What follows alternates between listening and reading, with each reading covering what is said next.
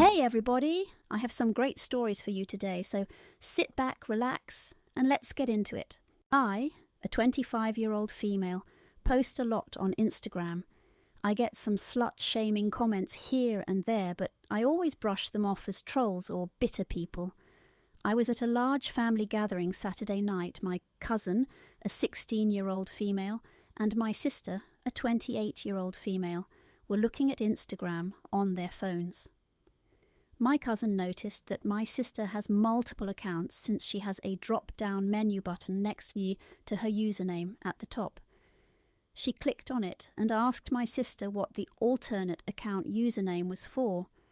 My sister looked flustered and said her friend set that up on her phone for some reason. That username set off alarm bells. I went to one of my Instagram posts to check the comments, and my suspicion was confirmed. That account wrote so many slut-shaming comments on nearly every one of my pictures. Here are a few examples of the comments. FKUSLT, EW plastic everywhere, water balloons on an emaciated girl, LOL. I'm sad and surprised about this because my sister had been nothing but supportive and complimented me all the time. I looked at my sister and she was looking tense. She didn't make any eye contact with me for several minutes. I was debating whether to out her in front of everyone or have a private conversation. I chose the latter. I asked her if I could see her outside. She said she had to use the restroom right that moment. I'm sure she was going to go in there and either delete those comments or that alternate account. So I resorted to outing her while there was still evidence. I asked her loudly why she wrote so many mean comments on my Instagram posts. She was hesitating big time and said her friend must have commented with that account. I seriously doubt it. I showed everyone some comments she wrote. I asked my cousin to confirm if that's the username she saw on my sister's phone. She confirmed. Everyone was enthralled in the drama. My mum asked my sister to tell us the truth, but my sister maintained her claim. I asked everyone who they thought really made those comments. About half the people agreed that the evidence pointed to my sister being guilty. The other half were silent. My sister called us all morons, stormed out the door, and drove away. This was the main topic for the rest of the night. Everyone consoled me. It's been over a day, and we still haven't heard anything from my sister. I didn't try to reach out. Mum and Dad both tried to reach her to no avail. I think I might even cut her out of my life if I don't get a sincere apology. Wow! Just wow! Discovering a family member, especially a sister, is behind such vile comments is a gut punch. It's one thing to deal with anonymous trolls, but another when the hate comes from within your own circle. Your approach, though public, was driven by a need for truth amidst betrayal. Her reaction, deflecting and storming out, speaks volumes. It's not just about the comments, it's about trust, respect, and love being shattered. Cutting her off without a sincere apology? Absolutely justified. But remember, this isn't just about an apology. It's about understanding why she felt compelled to hurt you like this. The road to rebuilding, if it ever happens, will be long and requires more than just an "I'm sorry." All right, that's enough of that. Let's get into the next post. I have been dating this girl for about 5 months. I knew her family was well off based on the stories she told me about her upbringing. But I didn't get a chance to meet her parents until this week when we all went to their beach house to spend a few days and celebrate her father's 60th birthday. The house wasn't just huge, but it also employed a staff of about 8 people. I was never used to being served like that, and I witnessed some behaviours from my girlfriend and some of her family towards the workers that made me feel uncomfortable. Some examples. A. After our first night, I heard her mother tell one of the housekeepers to clean the bedroom my girlfriend and I were staying in. I told her mother everything was in order and that I already made our bed before leaving. Her mother then told me, in the presence of the housekeeper, that I shouldn't bother, because that's her job. B. The other morning, my girlfriend and I woke up after everyone else had their breakfast. I went into the kitchen to grab some coffee and saw the cooks were already starting to prep for lunch, so I told them I didn't want to bother them and made the coffee myself. My girlfriend came into the kitchen moments later and saw me making coffee. Later that day, she complained to her mother, without even asking me how things came about, that the cooks left me to make my own coffee. I had to explain everything. See, on her father's birthday, they had a fancy dinner with some other guests that came just that day, and some of the staff was made to stand in the room with their backs to the wall as we sat at the table and ate. It was like some Downton Abbey situation. I kept my mouth shut for the entire trip, but as soon as we came back, I couldn't hold it any longer and told my girlfriend it made me really uncomfortable to see how she behaved towards the staff, and also gave some examples of instances when I felt her parents were rude to them. My girlfriend didn't take this well.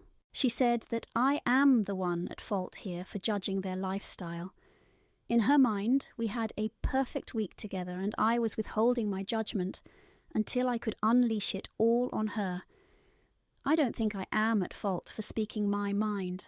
Look, it's one thing to come from wealth, it's another to lack basic respect and empathy for those who work for you. Your discomfort is valid. And frankly, it's a red flag about your girlfriend's character and her family's values. It's not about judging their lifestyle, it's about observing how they treat people. The fact that your girlfriend immediately went on the defensive instead of reflecting on your concerns speaks volumes. You're not the AH for speaking your mind, but you need to think hard about whether these are the kind of people you want in your life. Respect and kindness should be non-negotiable, regardless of someone's job or status. Okay, we got to move on to the next post. So, I had a baby some weeks ago with my partner to whom I'm not married. We've been together a while and I've given many compromises in this relationship. While discussing the baby's name, we had a few disagreements on names, but ultimately decided on a name we both liked well enough. The surname was a sticking point. He wanted the baby to have his name alone. I offered to hyphenate because logistically it's easier for the baby to have both of our names. He's been drinking the red pill Kool-Aid lately, a large bone of contention in this relationship, and went off about how it's tradition and the right thing to do, and his right as a man to have the baby have his surname. He told me I'd be emasculating him and may as well be a single parent if I won't grant him this one little ask. My word is final, the baby's having one surname. This was late in my pregnancy and I didn't have it in me to fight, so I told him that I understood what he was saying. Fast forward to 3 weeks ago when the baby's birth certificate came. He blew a gasket when he saw that I'd given the baby my surname. He rehashed the conversation above, saying I agreed to give the baby his surname. This is where I might be the wrongdoer. I did nothing of the sort. I told him I understood him, which I did. But I never said I agreed with him.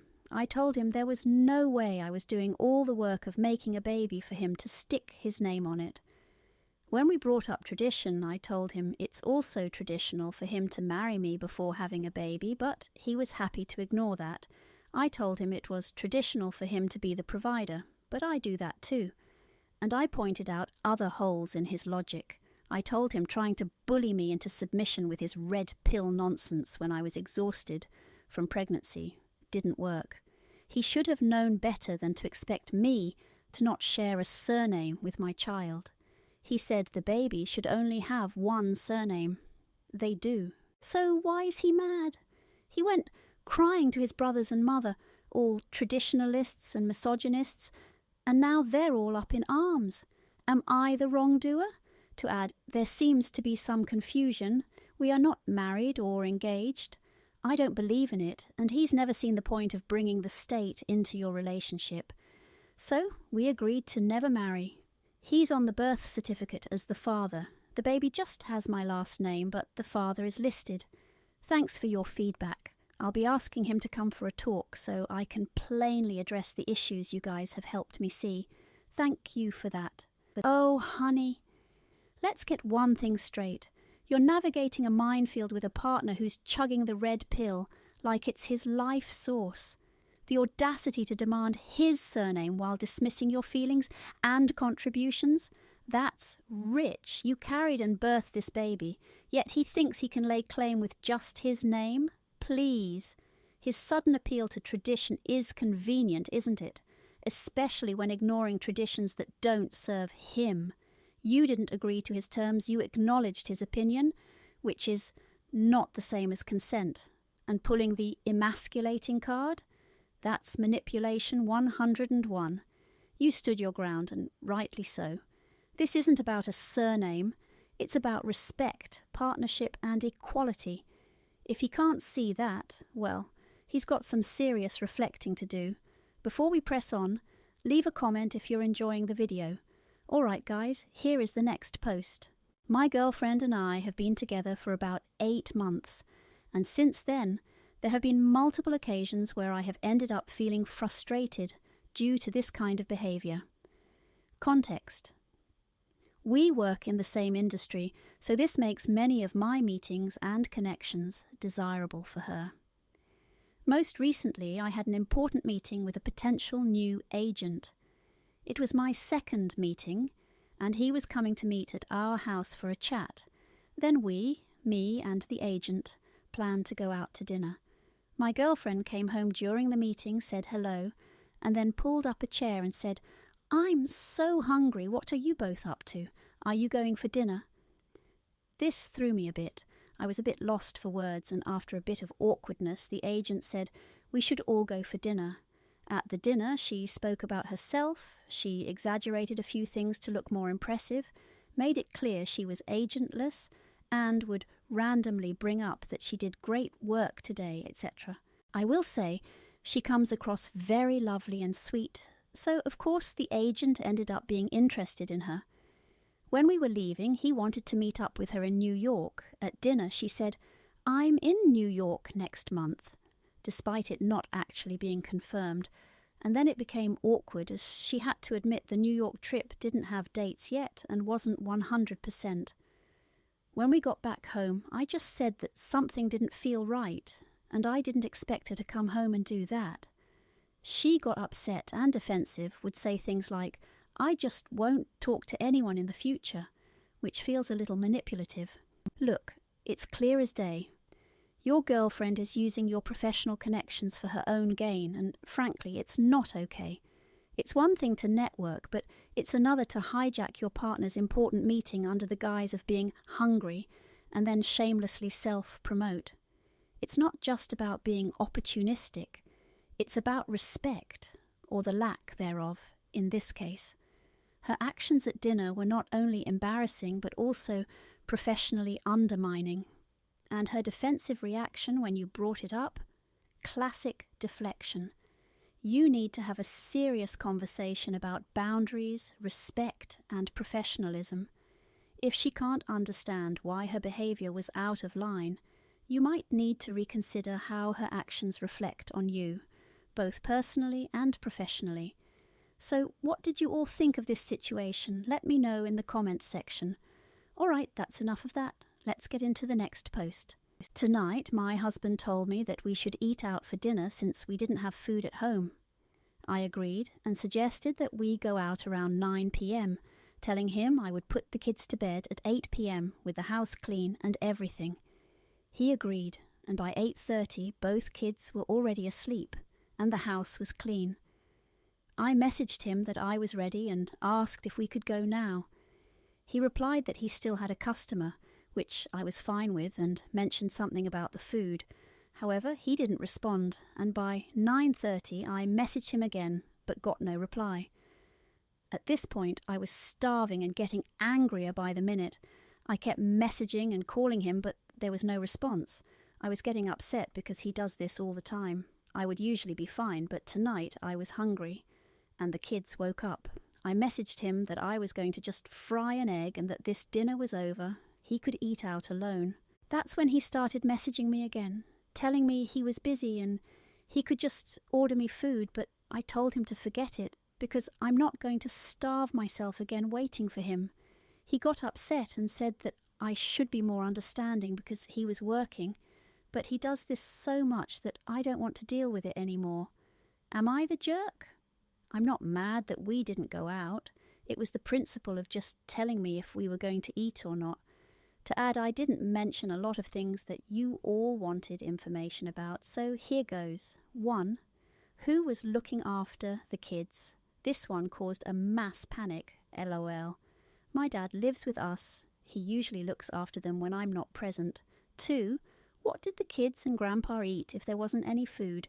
The dinner I cooked earlier that night, I didn't cook anything for me and my husband because he wanted to eat out. 3. Why not have a snack? I did, but it wasn't enough because I was an exhausted mom that needs more than just a snack at that point. Plus, if I ate any more, I would have lost my appetite. 4. Why not just go to his place and bring food? We live in a small town, and the shop is located in a neighbourhood that is unsafe to walk at night. I don't have any means of transportation, and doing a 20-minute walk isn't really a safe option. 5. He said he was busy with a customer. He said that around 8:30. The dinner date was at 9, which was the time the customer left. However, relatives came by, and he wanted to entertain them but didn't bother to tell me that until around 10:30. 6. Why suggest dinner at 9 when the shop closes at 10? The place he wanted to go to closes at 10, but since we often go there around that time, it has become a habit for him to message the restaurant beforehand, so when we arrive, the food is ready, and we're out of there after 30 minutes. 7. Don't plan a date during work hours. I agree, poor planning, but earlier in our conversation, he was complaining that it was a slow night and should just close the shop early. 8. What do you mean he does this all the time? I mean, he would make a plan and not go through with it, and that's not just when he's working. He would make plans with me, then be out with other friends, family later. When our time comes to do something, he would stop responding and would respond much later. 9. Ungrateful for being a witch that he had to work late while I just sat my spoiled butt waiting for food in my mouth. I was going to ruin the business with my attitude. Where did you all get that? I was fully capable of feeding myself, but he insisted on the dinner together. Also, why would I want to ruin a business I initially funded? I also work and am the main provider. I didn't think this info was relevant. You all are wild for making that assumption. The part that I was upset about was not getting a quick update, not the part that he was still working. Thank you to everyone for your response. I appreciate it. I will discuss setting hard boundaries regarding set times for dates. Also, it was hilarious seeing you all making assumptions about me. Thanks for the laugh. Additionally, I live in a Southeast Asian country where living with a relative is the norm, hence why I didn't mention it. I honestly forgot that it wasn't the case for other countries. Infection 19 restrictions have been lifted years ago, so that's why most of the food businesses here close around 10 p.m. or later. It's normal. The neighbourhood we live in isn't the safest for a woman to walk around alone that late. But that doesn't mean that a couple of people wouldn't hang out at a coffee shop. It's not that deep. Also, I would appreciate it if you would actually read the part that stated it was his idea to close early. I don't know why you all keep saying that I was forcing him to close early. All right, let's break this down. You're not asking for the moon and stars here, just a bit of communication and respect for your time and effort. It's not rocket science to send a quick text updating you on the situation. Yes, he's busy, but keeping you in the loop is basic courtesy, especially when plans are made. This pattern of behaviour, where he consistently drops the ball on plans and communication, is a red flag. It's not about the missed dinner, it's about feeling valued and prioritised. And before anyone jumps on the he's working bandwagon, remember, respect and communication don't clock out. You've got every right to be frustrated. It's time for a serious chat about expectations and how to effectively communicate, because this cycle, it's not sustainable or fair to you. If you guys could give one piece of advice to a character in this situation, what would it be? Let me know in the comments. Alright, now for the next post. I'm 14 years old, and just last week, my older brother turned 18. He is at college a few hours away, so my mom, dad and I got in the car to meet him and give him presents. I crocheted him a Pikachu. Nobody talked about what we were eating for dinner ahead of time, or I just wouldn't have gone. But when we got there, my dad kept asking if my brother wanted to go to Hooters. I'm going to be honest and just say that it made me feel really uncomfortable. For those of you that don't know, Hooters is this chain restaurant where the whole point is to gawk at the waitresses, who are all attractive girls wearing white shirts and little orange shorts. It made me feel really, really uncomfortable and bad. So I said that they could go inside, and I looked and saw there was a bookstore like a 5-minute walk away. So I'd go there instead, because I did not want to go. My dad got angry and started screaming at me that if I had a problem I could sit in the car, so I said, okay, I'll just sit here. He snatched my phone and screamed that I wouldn't need my phone to sit here. I said okay. They went in, then about 20 minutes later my mum came out to ask me to go inside with them, and I said, no, I don't want to go there. After they dropped off my brother, he screamed at me for my actions. I low-key thought my mum would get it, but when we got home, she told me that I should have just gone in because it was not that big a deal. I told her that it felt really gross to go to a restaurant just meant for gawking at women with my dad and brother. That if my dad wanted to perv out like that, he should have just gone with my brother. She said that sometimes we have to do things we don't want to do. Which, yeah, I get that, but I figured that applied more to stuff like having to do homework or babysit my mum's friends' kids. Am I the jerk? Now, for an update, I wanted to clear up something because it keeps coming up, but my brother's birthday dinner wasn't ruined. They got to go inside and have a good time. He got his presents and money, and he and Dad talked about how big the waitress's tits are and how hot it would be to see her and the other girl together on the drive back to his school. So nothing was ruined because I wasn't there. And no, I'm not lying about my dad screaming. He screams when he gets mad. I know the difference between a scream, a yell, and a raised voice or talk sternly. Go ahead and judge me, but don't call me a liar. First off, let's get one thing straight. You're 14. Your feelings and comfort should be a priority, especially in situations that can feel as objectifying as a trip to Hooters. It's not just about not wanting to go to a restaurant. It's about the message it sends when your family, especially male members, choose a place known for its objectification of women for a family meal. Your dad's reaction, completely out of line, snatching your phone and screaming. That's not how you address concerns or discomfort. And your mum, she should understand, not minimize your feelings. It's not about doing things you don't want to do. It's about respecting each other's boundaries and feelings. You stood up for what you felt was right, and that's commendable. Don't let anyone make you feel otherwise. All right, guys, here is the next post. He and my mum divorced when I was 7. At first, he visited me once a week, but the visits became less frequent. By the time I was 10, he only came over once a month. Yesterday, my childhood cat was put down. It was also my dad's wedding day. I had already called my dad a week in advance, telling him I wouldn't be able to attend. I had to be there for my cat when she was put down. He berated me over the phone, saying I shouldn't choose my cat over his wedding. I told him I have already been to his 2nd and 3rd weddings, so what's the big deal if I miss his 4th one? That led to a lot of shouting on his part before I hung up. This morning he said he's very upset, so I told him that if he continues to be a jerk, I don't want to see him again. He told me he has visitation rights. I told him I already turned 18 6 months ago, and that he shouldn't visit if he cares so little. he couldn't remember my birthday. My half-sister, who isn't related to but is quite fond of my dad, said that I didn't have to be harsh to him and that it doesn't solve any issue. To add, some of you think that my mum deliberately scheduled the euthanasia on the day of my dad's wedding so that I wouldn't be able to attend. I highly doubt that was her intention. My mum told me this was the earliest appointment she could get, and I have no reason not to believe her. She didn't try to stop me from attending his second and third weddings. So I don't see why she'd want to prevent me from going to his fourth one.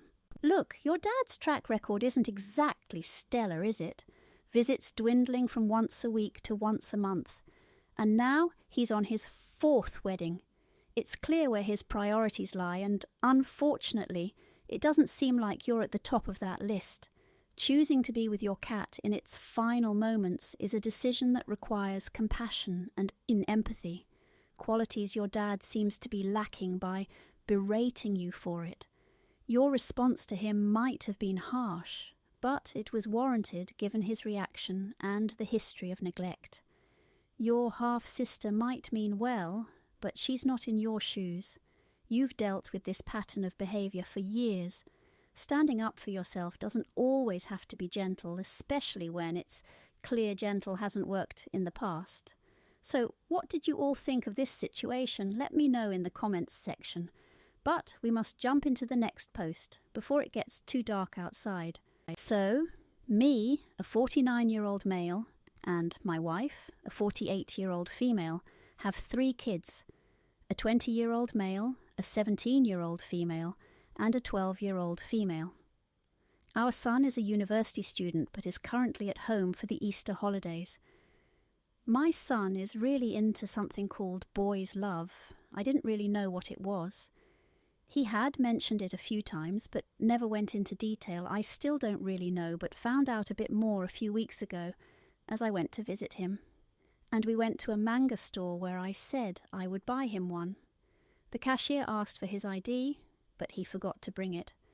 She correctly assumed I was his dad and explained that the book was 18 plus.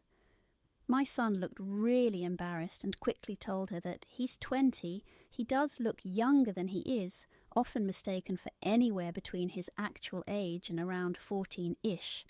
And I nodded in agreement. I didn't really bring it up and just left it at that. Fast forward to now, he's home and brought a few books back with him, some regular books and some in the same vein as the one I bought him. His youngest sister loves to read as well, and when she saw the stack of books on his side, she went to grab one. He quickly stopped her and told her she's not allowed to read those. She was confused and asked why, and he told her that she's too young, and I thought that was it. Well, today I came home from work for lunch, only to be greeted by my wife yelling at our son. Apparently, while he was out with some friends, his sister had gone up to his room to look for the books. He had put them away after she tried to read them the first time, and my wife found her reading a section that definitely earned the book its 18+ rating. She completely blamed our son for even owning books like that, and was talking to me about what kind of punishment we should give him. I was taken aback and told her that he did nothing wrong. He's an adult, so he can own and read books like that, and he moved the books to a more hidden spot after his sister found them the first time. This has now caused a massive argument, as she's adamant that our son needs to be punished, while I don't think so, and have said I will not support any punishment she gives him as it's unfair, and he did nothing wrong. My wife is now saying that I don't care about our daughter, and that I'm manipulating her and undermining her authority as his mother. So am I the jerk?